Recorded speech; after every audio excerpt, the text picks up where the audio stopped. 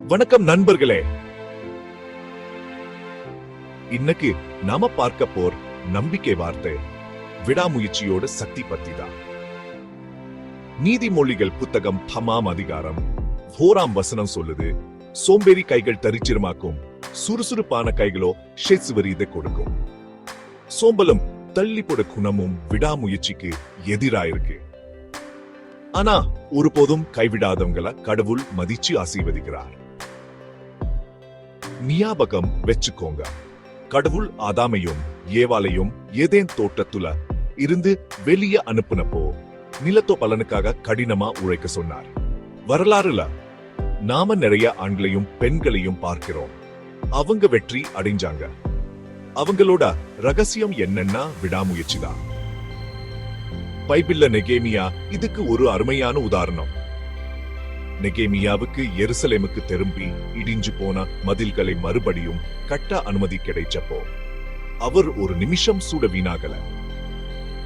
ராஜாவுடைய அனுமதியும் ஆதரவும் இருந்தாலும் எருசலேமோட் எதிரிகள் கிட்ட இருந்து எதிர்பாராத எதிர்ப்பு அவருக்கு வந்துச்சு.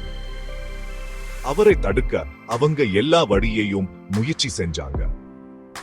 ஆனா நெகேமியா மனம் தளர விடாமுயற்சியோடு எருசலேமோட கம்பீரமான மதில்களை மறுபடியும் கட்ட மக்களை வழிநடத்தினார். நான் உங்களை ஒன்னு கேட்கிறேன், உங்க வேலையிலையும் சேவையிலையும் நீங்க எவ்வளவு அர்ப்பணிப்போடு இருக்கீங்க? நம்ம பொறுப்புகளை முடிக்க நமக்கு பொறுமையும் விடாமுயற்சியும் வேணும்.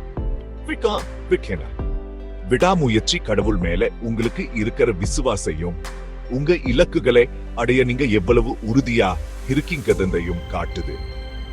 இயேசு மேல உங்க விசுவாசத்துல உறுதியா இருங்க. நீங்க என்ன செஞ்சாலும் நம்பிக்கையோட செய்யுங்க. உங்க சமூகத்துல உண்மையாவும் நம்பத்தன்மையோடவும் இருங்க.